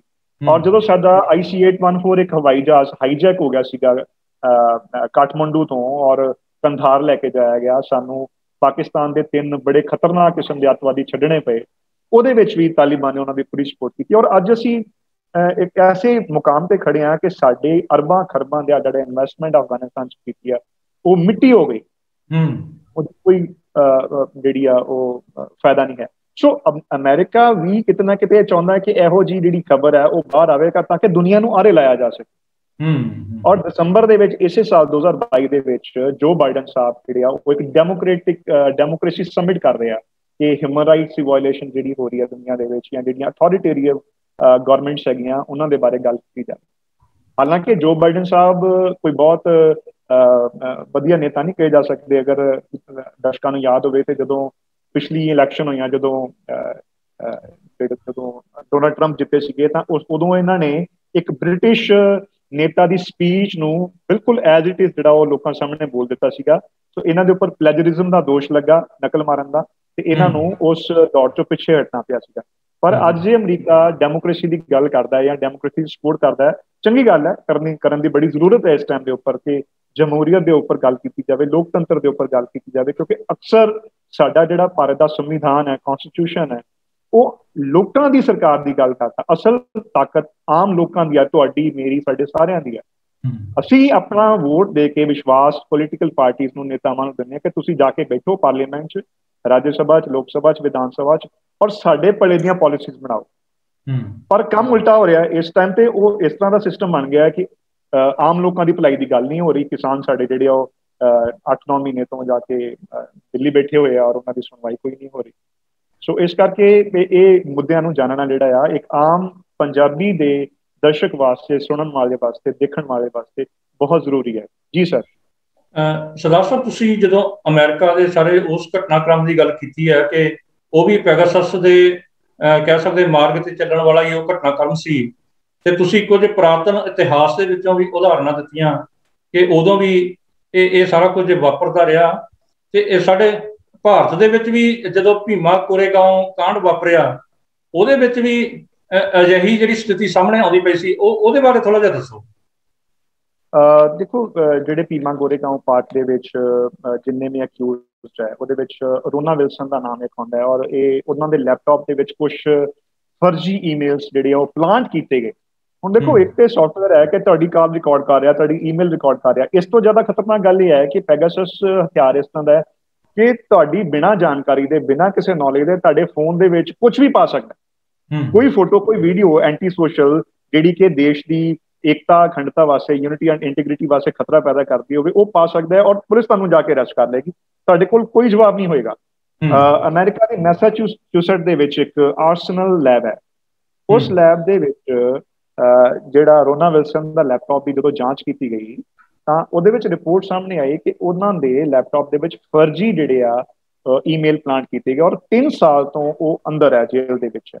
ਫਾਦਰ ਸਟਨ ਸਵਾਮੀ ਜਿਹੜੇ ਇੱਕ ਸੋਸ਼ਲ ਐਕਟਿਵਿਸਟ ਸੀਗੇ ਨੈਕਸਲਾਈਟ ਏਰੀਆ ਦੇ ਵਿੱਚ, ਜਿਹੜੇ ਸਿਰਫ ਲੋਕਾਂ ਦੀ ਭਲਾਈ ਕਰਦੇ ਸੀ, 83 ਸਾਲਾਂ ਦੇ ਇੱਕ ਬਜ਼ੁਰਗ, ਔਰ ਉਹ ਪਾਰਕਿੰਸਨ ਡਿਸੀਜ਼ ਨਾਲ ਪੀੜਤ ਸੀ, ਉਹਨਾਂ ਦੇ ਹੱਥ ਕੰਬਦੇ ਸੀਗੇ। ਉਹਨਾਂ ਨੇ ਇੱਕ ਸਿੱਪਰ ਮੰਗਿਆ, ਉਹਨਾਂ ਨੂੰ ਦਿੱਤਾ ਨਹੀਂ ਗਿਆ। ਸਿੱਪਰ ਵਾਸਤੇ ਉਹਨਾਂ ਨੇ ਹਾਈ ਕੋਰਟ ਦਾ ਦਰਵਾਜ਼ਾ ਖੜਕਾਇਆ, ਬਟ ਤੁਸੀਂ ਦੇਖੋ ਕਿ ਉਹਨਾਂ ਦੀ ਬੜੇ ਹੀ ਦਰਦਨਾਕ ਹਾਲਾਤਾਂ ਦੇ ਵਿੱਚ ਉਹਨਾਂ ਦੀ ਜਿਹੜੀ ਮੌਤ ਹੋ ਗਈ। ਉਹ ਝੰਜੋੜ ਗਏ ਸਨ।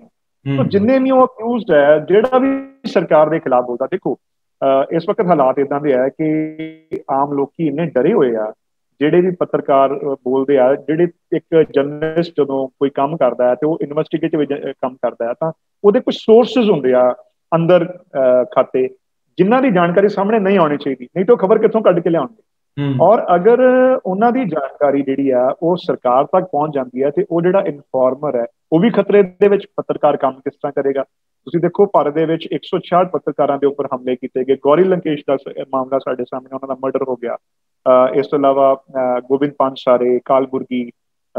ਸੋ ਕੋਈ ਵੀ ਜਿਹੜਾ ਜਰਨਲਿਸਟ ਹੈ ਜਿਹਦਾ ਕੰਮ ਹੀ ਪੱਤਰਕਾਰੀ ਕਰਨਾ, ਸਰਕਾਰ ਨੂੰ ਸਵਾਲ ਪੁੱਛਣਾ ਆ, ਜਿਹਦਾ ਕੰਮ ਲੋਕਾਂ ਤੱਕ ਜਾਣਕਾਰੀ ਪਹੁੰਚਾਉਣਾ, ਅਗਰ ਉਹਨਾਂ ਦਾ ਕੰਮ ਹੀ ਖਤਰੇ 'ਚ ਆ ਗਿਆ ਤਾਂ ਪੱਤਰਕਾਰਿਤਾ ਜਿਹੜੀ ਆ ਉਹ ਖਤਰੇ 'ਚ ਆ ਜਾਏਗੀ। ਸਾਡਾ ਵੈਸੇ ਵੀ ਪ੍ਰੈਸ ਫਰੀडम ਇੰਡੈਕਸ ਦੇ ਵਿੱਚ ਭਾਰਤ ਦਾ 142ਵਾਂ ਰੈਂਕ ਹੈ। ਇਹ ਪੈਗਾਸਸ ਦੇ ਮੁੱਦਾ ਸਾਹਮਣੇ ਆਉਣ ਤੋਂ ਬਾਅਦ ਤੁਸੀਂ ਦੇਖਣਾ ਕਿ ਅਸੀਂ 10 ਅੰਕ ਹੋਰ ਥੱਲੇ ਡਿੱਗ ਕੇ 152ਵੇਂ ਰੈਂਕ ਤੇ ਪਹੁੰਚ ਜਾਵਾਂਗੇ। ਤਾਂ ਸਾਡੇ ਹਾਲਾਤ ਕੋਈ ਚੰਗੇ ਹੋਣ ਵਾਲੇ ਨਹੀਂ ਆ।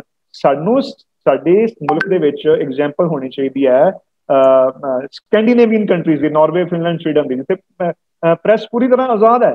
ਜਦਕਿ ਸਾਡੀ ਗਿਣਤੀ ਜਿਹੜੀ ਆ ਅਫਗਾਨਿਸਤਾਨ ਵਰਗੇ ਮੁਲਕਾਂ ਦੇ ਵਿੱਚ ਹੋ ਰਹੀ ਹੈ, ਪਾਕਿਸਤਾਨ ਤੋਂ ਵੀ ਅਸੀਂ ਪਿੱਛੇ ਹਾਂ ਪ੍ਰੈਸ ਫਰੀडम ਇੰਡੈਕਸ ਦੇ ਵਿੱਚ।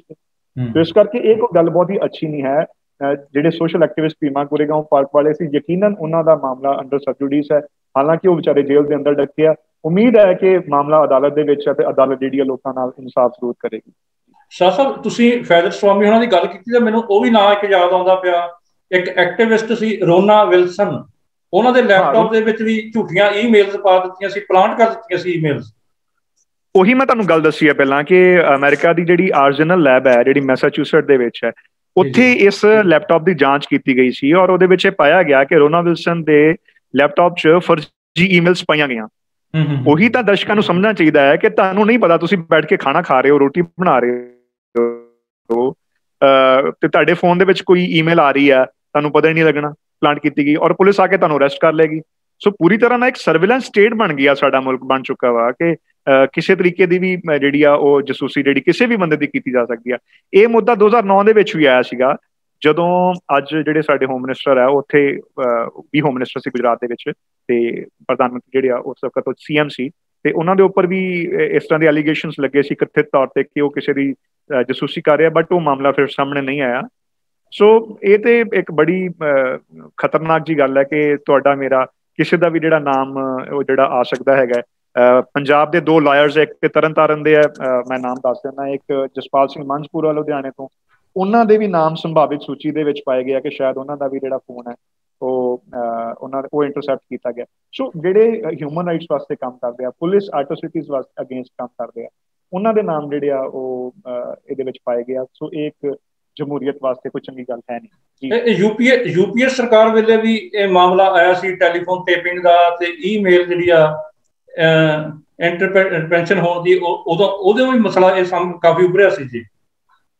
ਤੁਸੀਂ ਦਰੁਸਤ ਫਰਮਾਇਆ ਸਰ। 2013 ਦੇ ਵਿੱਚ ਕਾਂਗਰਸ ਰੂਲ ਦੇ ਟਾਈਮ ਤੇ ਇਹ ਗਵਰਨਮੈਂਟ ਨੇ ਇੱਕ ਰਾਈਟ ਟੂ ਇਨਫੋਰਮੇਸ਼ਨ ਐਕਟ ਦੇ ਵਿੱਚ ਦੱਸਿਆ ਸੀ ਕਿ 9000 ਕਾਲਾਂ ਔਰ 500 ਈਮੇਲ ਇੰਟਰਸੈਪਟ ਕੀਤੇ ਗਏ ਹਰ ਮਹੀਨੇ, ਤੇ ਇਹ ਤੇ ਗਵਰਨਮੈਂਟ ਨੇ ਦੱਸ ਦਿੱਤਾ ਸੀ। ਉਹਨਾਂ ਨੇ ਦੱਸ ਦਿੱਤਾ ਕਿ ਹਾਂ ਅਸੀਂ ਇੰਟਰਸੈਪਟ ਕੀਤੇ ਆ, ਕਿਉਂਕਿ ਜਿਹੜਾ IT ਐਕਟ ਹੈ ਉਹਦੇ ਵਿੱਚ, ਮੈਂ ਤੁਹਾਨੂੰ ਜਿਸ ਤਰ੍ਹਾਂ ਪਹਿਲਾਂ ਗੱਲ ਕੀਤੀ ਆ, ਉਹਦੇ ਵਿੱਚ ਇਹ ਲਿਖਿਆ ਆ ਕਿ ਗਵਰਨਮੈਂਟ ਇੰਟਰਸੈਪਟ ਕਰ ਸਕਦੀ ਹੈ ਕਾਲ, ਉਹਦੇ ਵਿੱਚ ਇਹ ਅਲਾਓ ਹੈ ਕੀਤਾ, ਪਰ ਸਿਰਫ ਪਬਲਿਕ ਇੰਟਰਸਟ ਦੇ ਵਿੱਚ, ਔਰ ਉਹਦੇ ਵਿੱਚ ਪੱਤਰਕਾਰਾਂ ਦੇ ਫੋਨ ਜਿਹੜੇ ਰਿਕਾਰਡ ਨਹੀਂ ਕਰਨੇ। ਗਵਰਨਮੈਂਟ ਕੋਲ ਪੂਰਾ ਅਧਿਕਾਰ ਹੈ ਕਿ ਅਗਰ ਕਿਤੇ ਕੋਈ ਉਗਰਵਾਦੀ ਘਟਨਾ ਹੋ ਰਹੀ ਹੈ, ਕੋਈ ਮਿਲੀਟੈਂਸੀ ਦੀ ਕੰਮ, ਕੋਈ ਕਸ਼ਮੀਰ ਦੇ ਵਿੱਚ ਇੰਸਰਜੈਂਸੀ ਹੈ, ਨੈਕਸਲਾਈਟ ਏਰੀਆਜ਼ ਦੇ ਵਿੱਚ ਇੰਸਰਜੈਂਸੀ ਹੈ, ਨਾਰਥ ਈਸਟ ਦੇ ਵਿੱਚ ਕੋਈ ਪ੍ਰੋਬਲਮ ਹੈ, ਤਾਂ ਉਹਦੇ ਵਿੱਚ ਜਿਹੜਾ ਆ ਉਹ ਗਵਰਨਮੈਂਟ ਜਿਹੜੀ ਇੰਟਰਸੈਪਟ ਕਰ ਸਕਦੀ ਹੈ ਕਾਲ। ਹੁਣ ਜਿਹੜੇ ਪੱਤਰਕਾਰ ਹੈ, ਜਿਹੜੇ ਜਰਨਲਿਜ਼ਮ ਕਰ ਰਹੇ ਆ, ਜਾਂ ਸਾਡੇ ਵਿਰੋਧੀ ਪਾਰਟੀਆਂ ਦੇ ਨੇਤਾ ਰਾਹੁਲ ਗਾਂਧੀ ਦਾ, ਪ੍ਰਸ਼ਾਂਤ ਕਿਸ਼ੋਰ ਦਾ ਫੋਨ ਹੈ, ਵੈਸਟ ਬੰਗਾਲ ਦੇ ਵਿੱਚ ਮਮਤਾ ਬੈਨਰਜੀ ਦੇ ਜਿਹੜੇ ਭਤੀਜੇ ਸੀ ਅਭਿਸ਼ੇਕ ਬੈਨਰਜੀ, ਉਹਨਾਂ ਦੇ ਫੋਨ ਦੇ ਵਿੱਚ, ਇਸ ਤੋਂ ਇਲਾਵਾ ਅਸ਼ੋਕ ਲਵਾਸਾ ਜਿਹੜੇ ਸਾਡੇ ਚੀਫ ਇਲੈਕਸ਼ਨ ਕਮਿਸ਼ਨਰ ਸੀਗੇ, ਇਲੈਕਸ਼ਨ ਕਮਿਸ਼ਨਰ ਸੀ ਉਸ ਟਾਈਮ ਦੇ ਉੱਪਰ ਜਦੋਂ 2019 ਦੀਆਂ ਚੋਣਾਂ ਹੋ ਰਹੀਆਂ ਸੀਗੀਆਂ, ਤਾਂ ਕਿਉਂਕਿ ਉਹਨਾਂ ਨੇ ਪ੍ਰਾਈਮ ਮਿਨਿਸਟਰ ਦੇ ਕਿਸੇ ਰੈਲੀ ਦੇ ਖਿਲਾਫ ਕੋਈ ਉਹਨਾਂ ਦੇ ਅਲੱਗ ਜਾ ਕੇ ਰਾਏ ਦਿੱਤੀ ਸੀ, ਉਹਨਾਂ ਦੇ ਫੋਨ ਦੇ ਵਿੱਚ ਇਹ ਪੈਗਾਸਸ ਪਾਇਆ ਗਿਆ। ਸੁਪਰੀਮ ਕੋਰਟ ਦੇ ਜੱਜਿਸ ਜਿਹੜੇ ਆ, ਰੰਜਨ ਗੋਗੋਈ, ਉਹਨਾਂ ਦੇ ਫੋਨ ਦੇ ਵਿੱਚ ਇਹ ਵਾਇਰਸ ਪਾਇਆ ਜਾਣਾ। ਜਦੋਂ ਜੁਡੀਸ਼ਰੀ ਤੇ ਇੱਕ ਭਰੋਸਾ ਹੁੰਦਾ ਹੈ ਕਿ ਅਸੀਂ ਆਪਣੇ ਕੇਸਿਸ ਜਿਹੜੇ ਆ ਉਹ ਲੈ ਕੇ ਅਦਾਲਤ ਦੇ ਵਿੱਚ ਆਵਾਂਗੇ। ਅਕਸਰ ਅਸੀਂ ਗੱਲ ਕਰਦੇ ਹਾਂ ਕਿ ਤੈਨੂੰ ਮੈਂ ਕੋਰਟ ਦੇ ਵਿੱਚ ਦੇਖੂੰਗਾ, ਕਿ ਆਮ ਲੋਕਾਂ ਦੇ ਵਿੱਚ ਇੱਕ ਯਕੀਨ ਹੈ ਕਿ ਸਾਡਾ ਜਿਹੜਾ ਟਰਸਟ ਹੈ, ਸਾਡਾ ਵਿਸ਼ਵਾਸ ਹੈ ਅਦਾਲਤ ਦੇ ਵਿੱਚ ਹੈ ਕਿ ਸਾਡੀ ਕਿਤੇ ਕੋਈ ਸੁਣਵਾਈ ਨਹੀਂ ਹੋ ਰਹੀ, ਅਦਾਲਤ ਸਾਡੀ ਸੁਣਵਾਈ ਕਰੇਗੀ। ਹੁਣ ਅਗਰ ਜੱਜਾਂ ਦੇ ਫੋਨ ਦੇ ਵਿੱਚ ਵੀ ਇਹ ਪਾਇਆ ਜਾ ਰਿਹਾ, ਵਕੀਲਾਂ ਦੇ ਫੋਨ ਦੇ ਵਿੱਚ ਇਹ ਪਾਇਆ ਜਾ ਰਿਹਾ, ਜਿਹੜੇ ਹਿਊਮਨ ਰਾਈਟ ਦੇ ਬਾਰੇ ਕੇਸ ਲੜਦੇ ਆ, ਤਾਂ ਫਿਰ ਸਾਡੀ ਆਜ਼ਾਦੀ, ਸਾਡੀ ਜਮਹੂਰੀਅਤ ਤੇ ਰਹਿ ਕਿੱਥੇ ਜਾਂਦੀ ਆ? ਮੈਨੂੰ ਇਹ ਸਮਝ ਨਹੀਂ ਆਉਂਦੀ। ਔਰ ਗਵਰਨਮੈਂਟ ਦੱਸ ਨਹੀਂ ਰਹੀ। ਜੀ ਸਰ। ਸਤਿੰਦਰ ਸਿੰਘ ਜੀ, ਤੁਸੀਂ ਬਹੁਤ ਡੂੰਘਾਈ ਦੇ ਵਿੱਚ ਸਾਨੂੰ ਜਿਹੜੀ ਆ ਤਕਨੀਕੀ ਜਾਣਕਾਰੀ ਦਿੱਤੀ ਹੈ, ਤੇ ਜਿਸ ਤੋਂ ਇਹ ਸਮਝ ਲੱਗਦੀ ਹੈ ਕਿ ਇਹ ਮਾਮਲਾ ਇਸ ਕਰਕੇ ਗੂੰਜ ਰਿਹਾ ਕਿ ਸਾਡੀ ਨਿੱਜੀ ਸੁਰੱਖਿਆ, ਸਾਡੀ ਸਮਾਜਿਕ ਸੁਰੱਖਿਆ ਜਿਹੜੀ ਹੈ ਉਹ ਖਤਰੇ ਵਿੱਚ ਹੈ, ਤੇ ਜਿਸ ਦੇ ਖਤਰੇ ਨੂੰ ਖਤਰੇ ਤੋਂ ਸੁਰੱਖਿਅਤ ਕਰਨਾ ਉਹ ਜ਼ਿੰਮੇਵਾਰੀ ਸਾਡੀਆਂ ਸਰਕਾਰਾਂ ਦੀ ਹੈ। ਤੇ ਸ਼ਾਇਦ ਸਾਡੀ ਸਰਕਾਰ ਜਿਹੜੀ ਹੈ ਉਹ ਗੱਲ ਲੋਕਾਂ ਦੇ ਚੁਣੇ ਹੋਏ ਨੁਮਾਇੰਦਿਆਂ ਦੀ ਸੁਣ ਨਹੀਂ ਰਹੀ, ਇਸ ਕਰਕੇ ਮਾਮਲਾ ਗੂੰਜ ਰਿਹਾ। ਇਸ ਤੋਂ ਪਹਿਲਾਂ ਕਿ ਅਸੀਂ ਸਮਾਂ ਸਾਡਾ ਹੋ ਚੁੱਕਾ ਹੈ ਕਿ ਸਮੇਂ ਦੀ ਸਮਾਪਤੀ ਵੱਲ ਵਧੀਏ, ਤੁਸੀਂ ਅਖੀਰ ਵਿੱਚ ਆਪਣਾ ਕੀ ਸੁਨੇਹਾ ਦੇਣਾ ਚਾਹੋਗੇ? ਦੇਖੋ, ਅਖੀਰ ਦੇ ਵਿੱਚ ਇੱਕ ਬੜੀ ਜ਼ਰੂਰੀ ਗੱਲ ਹੈ। ਐਮਨੈਸਟੀ ਇੰਟਰਨੈਸ਼ਨਲ ਜਿਹੜੀ 1961 ਤੋਂ ਕੰਮ ਕਰ ਰਹੀ ਹੈ ਲੰਡਨ ਦੇ ਵਿੱਚ ਹਿਊਮਨ ਰਾਈਟ ਵਾਸਤੇ, ਔਰ 10 ਮਿਲੀਅਨ ਲੋਕ ਉਹਦੇ ਨਾਲ ਜੁੜੇ ਹੋਏ, 150 ਦੇਸ਼ ਜਿਹੜੇ ਆ ਉਹਨਾਂ ਦੇ ਵਿੱਚ ਉਹਨਾਂ ਦੇ ਜਿਹੜੇ ਲੋਕ ਕੰਮ ਕਰਦੇ ਆ। ਔਰ ਐਮਨੈਸਟੀ ਇੰਟਰਨੈਸ਼ਨਲ ਤੇ ਇਹ ਜਿਹੜੇ 17 ਮੀਡੀਆ ਆਰਗੇਨਾਈਜੇਸ਼ਨ ਸੀ ਇਹਨਾਂ ਨੇ ਮਿਲ ਕੇ ਕੰਮ ਕੀਤਾ। ਹਾਲਾਂਕਿ ਬੀਜੇਪੀ ਦੀ ਇੱਕ ਜਿਹੜੀ ਸਪੋਕਸਮੈਨ ਹੈ, ਮਿਨਿਸਟਰ ਹੈ ਮੀਨਾਕਸ਼ੀ ਲੇਖੀ, ਉਹਨਾਂ ਨੇ ਤੇ ਇੱਕ ਦਿਨ ਇਹ ਕਹਿ ਦਿੱਤਾ ਪ੍ਰੈਸ ਕਾਨਫਰੰਸ ਦੇ ਵਿੱਚ ਕਿ ਐਮਨੈਸਟੀ ਇੰਟਰਨੈਸ਼ਨਲ ਤੇ ਇਸ ਗੱਲ ਤੋਂ ਨਾ ਕੀਤੀ ਹੈ ਕਿ ਕੋਈ ਜਸੂਸੀ ਨਹੀਂ ਹੋਈ। ਬਟ ਉਸੇ ਵੇਲੇ ਐਮਨੈਸਟੀ ਇੰਟਰਨੈਸ਼ਨਲ ਦਾ ਬਿਆਨ ਆ ਗਿਆ ਕਿ ਇਹ ਬਿਲਕੁਲ ਗਲਤ ਗੱਲ ਹੈ, ਅਸੀਂ ਇਸ ਰਿਪੋਰਟ ਦੇ ਨਾਲ। ਹੁਣ ਐਮਨੈਸਟੀ ਇੰਟਰਨੈਸ਼ਨਲ ਦਾ ਇੱਕ ਸਲੋਗਨ ਹੈ ਕਿ no government is beyond scrutiny, no situation is beyond hope. ਕੋਈ ਗਵਰਨਮੈਂਟ ਸਕਰੂਟਨੀ ਤੋਂ ਬਾਹਰ ਨਹੀਂ ਹੈ। ਗਵਰਨਮੈਂਟ ਸਾਰੇ ਦੇਸ਼ ਜਿਹੜੇ ਦੁਨੀਆ ਦੇ ਅਕਾਊਂਟੇਬਲ ਹੈ। ਅਗਰ ਕੋਈ ਉਹ ਆਮ ਲੋਕਾਂ ਦੇ ਵਿਰੁੱਧ ਕੰਮ ਕਰ ਰਿਹਾ ਤਾਂ ਉਹ ਅਕਾਊਂਟੇਬਿਲਿਟੀ ਉਹਨਾਂ ਦੀ ਜਿਹੜੀ ਤੈਅ ਕੀਤੀ ਜਾਏਗੀ ਵਰਲਡ ਲੈਵਲ ਤੇ, ਉਹ ਤੈਅ ਹੋਏਗੀ। ਔਰ ਕੋਈ ਵੀ ਸਿਚੁਏਸ਼ਨ ਜਿਹੜੀ ਬਿਯੋਂਡ ਹੋਪ ਨਹੀਂ ਆ। ਅਸੀਂ ਉਮੀਦ ਕਰ ਸਕਦੇ ਹਾਂ ਕਿ ਇਹਦਾ ਸੱਚ ਵੀ ਸਾਹਮਣੇ ਆਏਗਾ ਔਰ ਲੋਕਾਂ ਜਿਹੜੀਆਂ ਸਰਕਾਰਾਂ ਜਿਹੜੀਆਂ ਲੋਕਾਂ ਦੇ ਭਲੇ ਵਾਸਤੇ ਕੰਮ ਕਰਨੀਆਂ। ਹਾਲਾਂਕਿ ਅਗਰ 2024 ਦੇ ਵਿੱਚ ਕੇਂਦਰ ਸਰਕਾਰ ਦੇ ਵਿੱਚ ਜਿਹੜੀ NDA ਸਰਕਾਰ ਹੈ, ਮੋਦੀ ਜੀ ਦੀ ਸਰਕਾਰ ਹੈ, ਅਗਰ ਉਹ ਹਾਰ ਵੀ ਜਾਂਦੀ ਹੈ ਤਾਂ ਇੱਕ ਗਲਤ ਪਿਰਤ ਪੈਂਦੀ ਆ ਜਿਹੜੀ ਆਉਣ ਵਾਲੀਆਂ ਸਰਕਾਰਾਂ ਹੈ। ਇਸ ਗੱਲ ਦੀ ਕੀ ਗਰੰਟੀ ਆ ਕਿ ਉਹ ਇਸ ਤਰ੍ਹਾਂ ਦੇ ਕਾਰਜ ਨਹੀਂ ਕਰਨਗੀਆਂ? ਸੋ ਇਸ ਚੀਜ਼ ਨੂੰ ਰੋਕਣਾ ਬਹੁਤ ਜ਼ਰੂਰੀ ਹੈ ਔਰ ਇੱਕ ਆਮ ਇਨਸਾਨ ਦਾ ਇਸ ਗੱਲ ਨੂੰ ਜਾਣਨਾ ਬਹੁਤ ਜ਼ਰੂਰੀ ਹੈ ਕਿ ਇਸ ਵਕਤ ਹੋ ਕੀ ਰਿਹਾ। ਤੁਹਾਨੂੰ ਆਪਣੇ ਫੋਨ ਦੇ ਨਾਲ ਜਿਹੜੇ ਸੌਫਟਵੇਅਰ ਅਪਡੇਟ ਉਹਨਾਂ ਨੂੰ ਅਪਡੇਟ ਕਰਨ ਦੀ ਜ਼ਰੂਰਤ ਹੈ। ਡਿਜੀਟਲ ਲਾਇਬ੍ਰੇਰੀ ਤੋਂ ਉਹਨੂੰ ਜਾਂਚ ਕਰਾਉਣ ਦੀ ਵੀ ਜ਼ਰੂਰਤ ਹੈ ਕਿ ਕਿਤੇ ਤੁਹਾਡੇ ਫੋਨ ਦੇ ਵਿੱਚ ਇਸ ਤਰ੍ਹਾਂ ਦਾ ਕੋਈ ਸੌਫਟਵੇਅਰ ਤੇ ਨਹੀਂ ਪਾਇਆ ਗਿਆ। ਹਾਲਾਂਕਿ ਕਿਉਂਕਿ ਇਹ ਗੱਲ ਇਸ ਵਕਤ ਬਾਹਰ ਆ ਗਈ ਹੈ ਔਰ NSO ਦੱਸ ਨਹੀਂ ਰਿਹਾ ਕਿ ਮੇਰੇ ਕਲਾਇੰਟ ਕਿਹੜੇ ਆ ਇਸ ਟਾਈਮ ਦੇ ਉੱਪਰ ਉਹਨਾਂ ਨੇ ਬੰਦ ਕੀਤਾ ਹੈ। ਬਟ ਇੱਕ ਆਮ ਦਰਸ਼ਕ ਵਾਸਤੇ, ਇੱਕ ਆਮ ਇਨਸਾਨ ਵਾਸਤੇ ਜਾਣਨਾ ਬੜਾ ਜ਼ਰੂਰੀ ਹੈ ਕਿ ਇਹੋ ਜਿਹਾ ਵੀ ਦੇਸ਼ ਵਾਪਰ ਰਿਹਾ। ਔਰ ਅੱਜ ਅਗਰ ਅਸੀਂ ਇਹਦੇ ਵਿਰੁੱਧ ਆਵਾਜ਼ ਨਹੀਂ ਉਠਾਵਾਂਗੇ ਤਾਂ ਜਿਹੜੀ ਬਚੀ ਖੁਸ਼ੀ ਜਮਹੂਰੀਅਤ ਰਹਿ ਗਈ, ਲੋਕਤੰਤਰ ਰਹਿ ਗਿਆ, ਉਹ ਖਤਮ ਹੋਣ ਲੱਗਿਆ ਦੇਰ ਨਹੀਂ ਲੱਗਣੀ। ਜੀ ਸਰ। ਸਤਜਿੰਦਰ ਸਿੰਘ ਜੀ, ਬਹੁਤ ਕੁਝ ਜ਼ਰੂਰੀ ਹੈ ਤੇ ਇਹ ਵੀ ਜ਼ਰੂਰੀ ਰਹੇਗਾ ਕਿ ਤੁਹਾਡੇ ਵਰਗੇ ਬੁੱਧੀਜੀਵੀ ਸੱਜਣ ਜਿਹੜੇ ਨੇ ਉਹ ਸਮਾਜ ਨੂੰ ਸੁਚੇਤ ਕਰਦੇ ਰਹਿਣ, ਚੇਤੰਨ ਕਰਦੇ ਰਹਿਣ ਅਤੇ ਸਮੇਂ-ਸਮੇਂ ਸਾਡੇ ਪੁਕਾਰ TV ਚੈਨਲ ਨਾਲ ਜੁੜ ਕੇ ਦਰਸ਼ਕਾਂ ਨੂੰ ਤੇ ਸਰੋਤਿਆਂ ਨੂੰ ਉਹ ਆਪਣੇ ਜਿਹੜੇ ਵੱਡਮੁੱਲੇ ਵਿਚਾਰ ਹੈ ਉਹ ਦਿੰਦੇ ਰਹਿਣ। ਪੁਕਾਰ TV ਦੀ ਸਮੁੱਚੀ ਟੀਮ ਤੁਹਾਡੀ ਰਿਣੀ ਹੈ, ਤੁਹਾਡਾ ਧੰਨਵਾਦ ਕਰਦੀ ਹੈ ਤੇ ਉਮੀਦ ਕਰਦੇ ਹਾਂ ਕਿ ਆਉਣ ਵਾਲੇ ਸਮੇਂ ਵਿੱਚ ਵੀ ਤੁਸੀਂ ਸਾਡੇ ਨਾਲ ਉੱਤਮ ਵਿਚਾਰਾਂ ਦੀ ਸਾਂਝ ਕਰਦੇ ਰਹੋਗੇ। ਬਹੁਤ ਸ਼ੁਕਰੀਆ ਸਰ, ਥੈਂਕ ਯੂ। ਸ਼ੁਕਰੀਆ।